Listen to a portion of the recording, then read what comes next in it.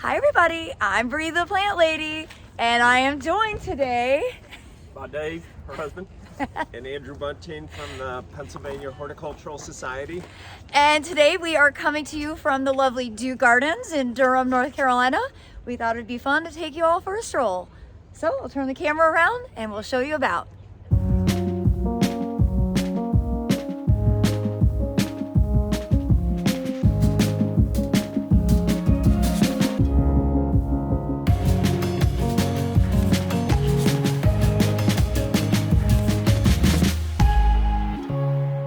Awesome. So this used to be, for everybody who's never been here, it was a formal rose garden, and it's just so much more interesting to see roses integrated with other plants. And in this case, they've really gone like a Mediterranean theme, you know, with rosemaries and stipa, and I love these agave ovidifolias. And obviously those are planted in the ground, unfazed by the recent cold snap. Now you can see some of the agaves, like this one over here in a pot, that looks a bit melted. There's a big difference between container grown and in-ground grown, and this is a perfect example of two plants that are right next to each other but performed very differently. With the, I think they got to 9 degrees here in Durham not quite a week ago. That's the kind of fountain we need at our house. You know, we dream of having a fountain that you can also swim in, and this one pretty well does the trick. It might be a little big for our purposes, but I do love it. Yeah, so it's obvious they're leaving a lot of their plants up for the winter.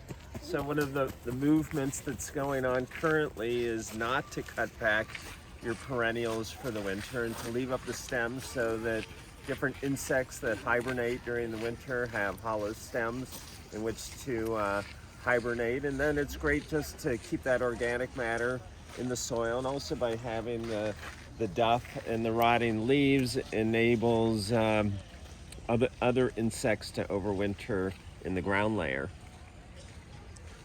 And it's a lot more interesting than if this was just all cut back. Yeah. There would be nothing to see. Exactly. You have great ornamental heads and stems, and otherwise it'd be a really sterile landscape. That's what it used to be. Right. There's actually a movement going on called Leave the Leaves. It's literally in their name. I say it all the time. So now we're coming into the terrace garden, which is like the most famous place for weddings. I think they say they do 4 weddings a day on Saturdays in the spring. Everything looks a little bit beat down from the cold. To be expected. Looks like lots of Dianthus, maybe snapdragons. I'll look a little bit mushied. That's the right cover, right? They will. They probably will. Let's go investigate them and really see. So here again is interesting, just the juxtaposition from full exposure, literally across the path. Here you can see these Dianthus don't look nearly as beat down as the ones just a few feet away. And I think these will make it. And again, this is why I posted the video at my house, like saying don't rush into cutbacks, but make sure everything is staying hydrated. These will likely reflush. I mean, you can see there's healthy growth that didn't get nipped. So this is a good example of just take a beat, chill out. The Ms. America mustards look terrible. But again, they might come back from the crown. You can see there's some new growth there. And here that is pretty beat down. I don't know. These might not actually make it, but better to wait and see than preemptively remove, plant new, and have another cold snap, you know, hurt the new things that you put in. I'm of the thought that if we had this in December, we're probably going to have another cold period in January and February. So I don't think this year we're only going to have one one cold system. I think we're going to have multiple. Maybe I'll be wrong, which would be great. I like to err on the side of caution. Well, this huge crevice garden is new since the last time I visited, which I think is shockingly like probably a year and a half or so. You can see this crevice garden goes all the way down. It's not even really planted yet at this stage. That's pretty awesome. And we talked about Elysium when we were at the coast, and here's a great example of how large they can get, and what a great plant for screening, you know, being a broadleaf evergreen, again, that animals don't like to nibble on. So really, really useful plant for the southern landscape. And for anybody that needs to get an Edgeworthy fix, this is the place to do it. I feel like maybe somewhat recently they've added these access paths so the beds aren't as deep, so you can really get up close and enjoy. And look at all of these Edgeworthias planted in here. When these are going to be in bloom, likely, it's hard to predict. They're obviously not showing any color at this stage. They're still in tight bud. I would say this year we might luck out and they won't bloom until February or maybe even into early March, which would be a treat because the last few years everything has bloomed out like the beginning of January, and then there's been kind of nothing to look forward to. This is a really impressive stand, and this is really like a fragrant border because mixed in with it are osmanthus. So at different times of the year, these would be flowering and producing the most intoxicating scent. I really like all of the conifers in the containers. So they give great winter interest, and then they can always be planted and have summer things in these pots at a different season. And if you're wondering, I think those are all De Groot Spire arborvitae. They give good kind of visual impact throughout the terrace.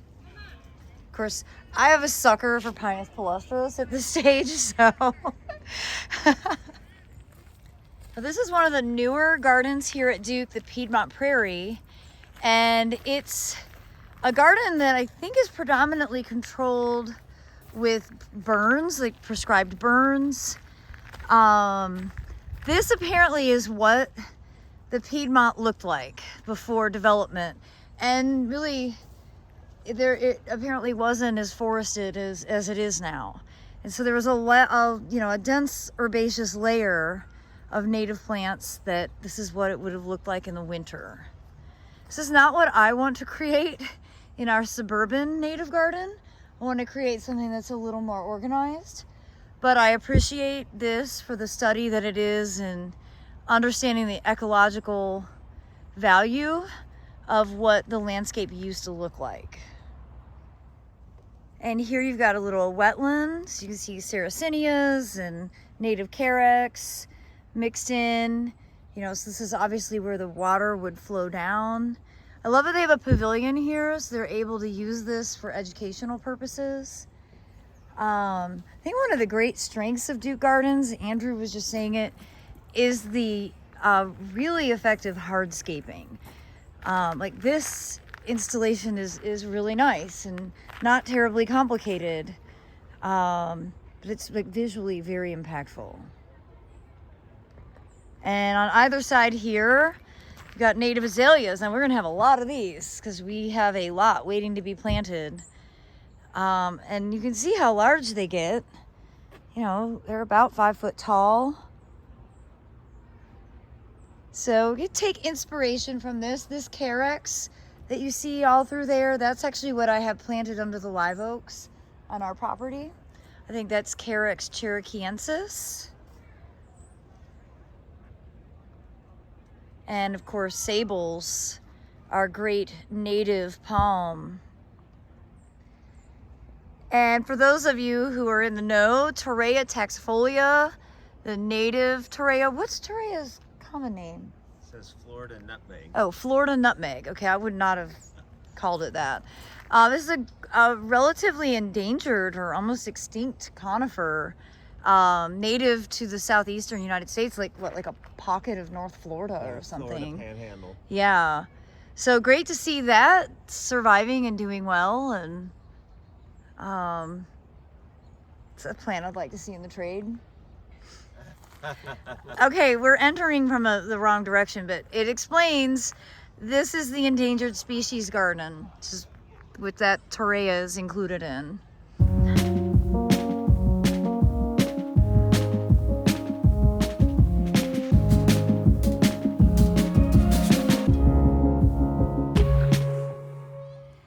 So I am obsessed with coastal redwoods, and they are standing in front of one. This is Henderson Blue. It's a selection that has really good kind of bluish cast to the foliage. And you see how big they can get. It'll continue to grow. Actually, it's funny, sequoias grow pretty fast here because we get so much more rain. But they don't mind the heat and humidity? They are seemingly very tolerant. I can't believe how big the one that I have, which actually is a cutting. No, it's not from here. It's a cutting from a plant in Chapel Hill. Yeah, we used to have at the Scott Arboretum, we had the Chapel Hill clone. The Chapel Hill clone, right? That's what we have at our house. And here, this was actually the first metasequoia I ever saw. When I came as an intern back in 2000, the first place I came to was Duke Gardens. And this tree, I was just like, where am I? What is this? We did not grow metasequoias in Michigan or Northwest Indiana.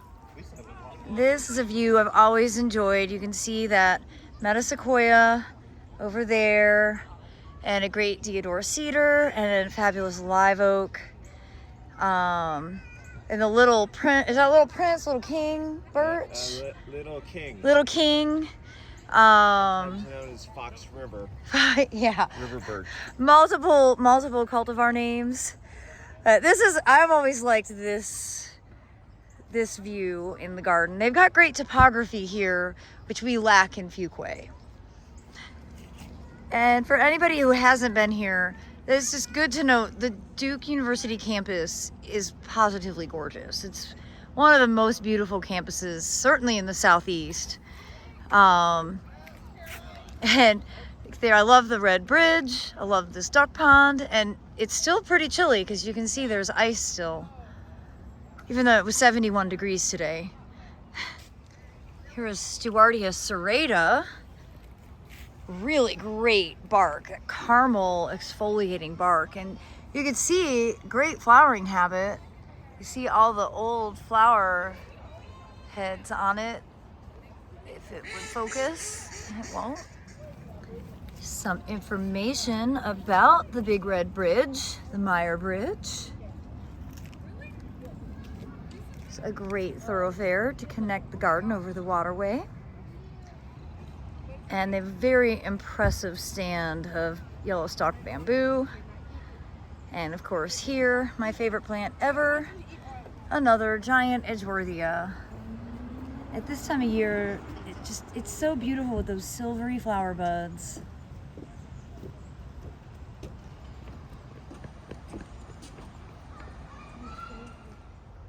And this is a cultivar I don't have in my collection, Nanjing Gold. And I mean, it's a little shorter than Snow Cream, maybe a bit bigger than Gold Rush. I'm not sure whether size was actually the thing that differentiated the cultivar names, but that's how I like to categorize them in my mind. It's like, you don't want to put this in a spot where you're going to have to prune it. You want to allow this to have as much room as it's going to take. All right, Andrew is guessing Juniperus rigida. I used to try and propagate this. I don't think I was ever successful. We had it planted at Camellia Forest. What is the name? Juniperus formosana. Oh, it is. See, that's why you gotta have labels in gardens. I just love the pendulous habit. I think it's really so elegant. Not for the native garden. This is from Taiwan. I can't help it. My obsession with Asian plants is still pretty strong.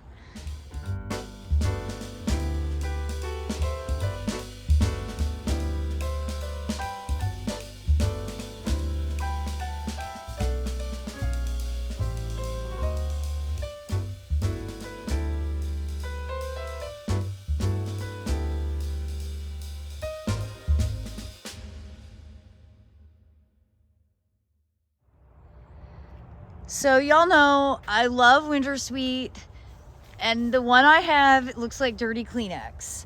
And I'm always saying, if you can find a good cultivar, it would be grafted because these don't root from cuttings, buy it. If you can find one that is the proper, like, bright yellow, like this one actually is not labeled as luteus, but it's definitely grafted. I mean, you can see it's a different rootstock from the base, right? Yeah. I mean, that's what it looks like. Yeah, luteus is the desired one. The most desired. But it's very difficult. It's really hard to propagate. Now in Japan, they have a lot of cultivated forms. Some that have like really incredible burgundy centers. But you know, what you really want is this more yellow, whereas like what I have is kind of dirty white. And mine always blooms really early, like starting in early December. And that's just genetic variability, because the one I have is grown from seed. You can see this one is just starting to flower. You're going to get a lot longer bloom season off of a cultivar like this, or off of a selection like this. And now we're entering the Discovery Garden, which is like children's garden / vegetables. So I'm interested in both of those things. And they also have a lot of native plants and a good bioswale, a functioning bioswale here. I think they did a really great job with signage in this garden. And actually it's really kind of fun in this orchard. They'll often just mow a path and let everything grow up during the, you know, warm growing season. So it's kind of like a maze through the edible orchard area.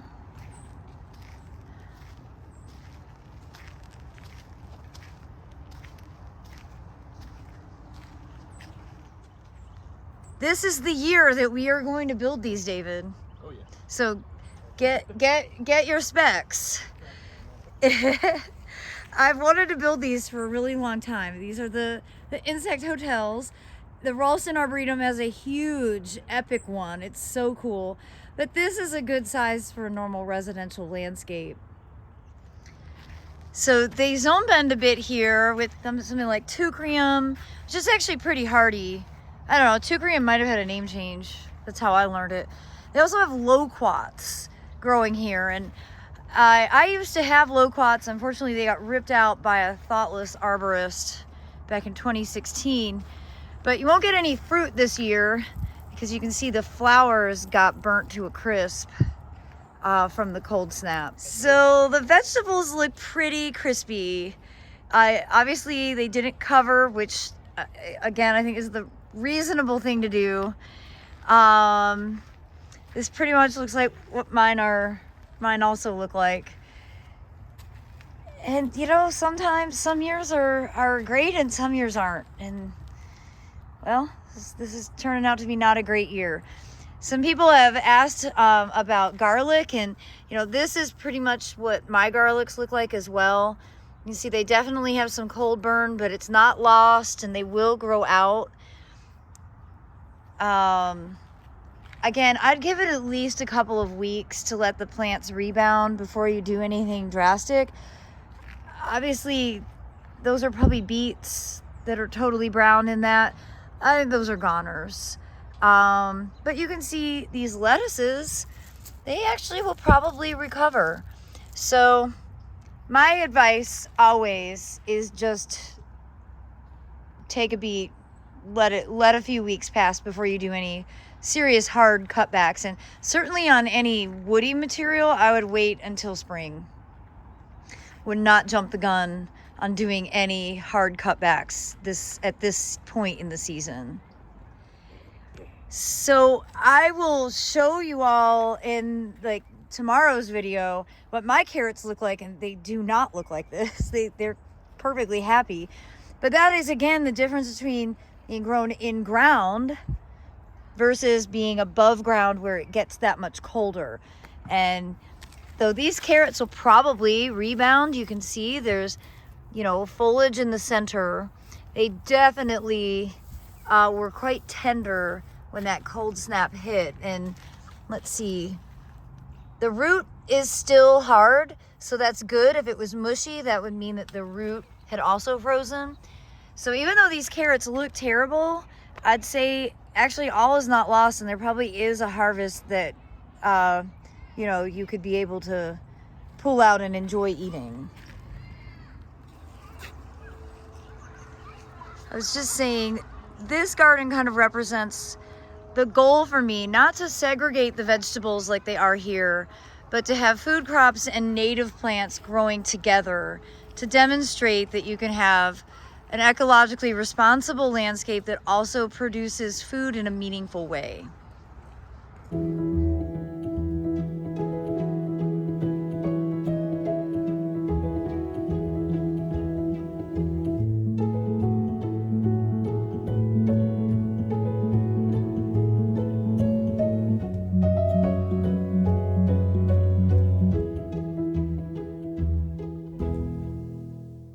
Okay, I wish I could sing better. I would sing Here Comes the Bride.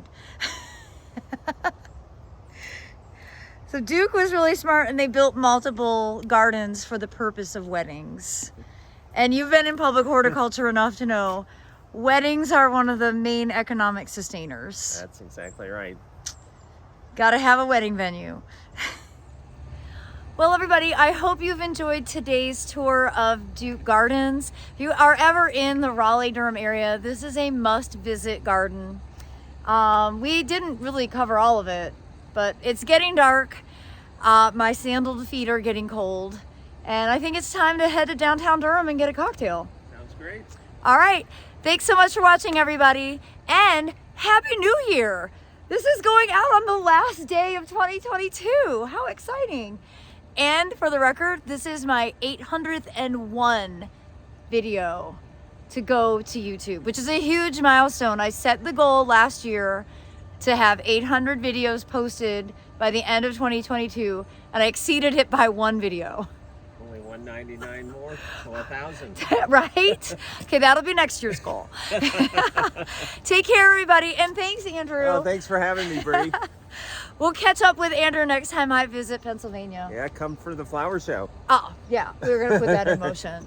All right, take care, everyone.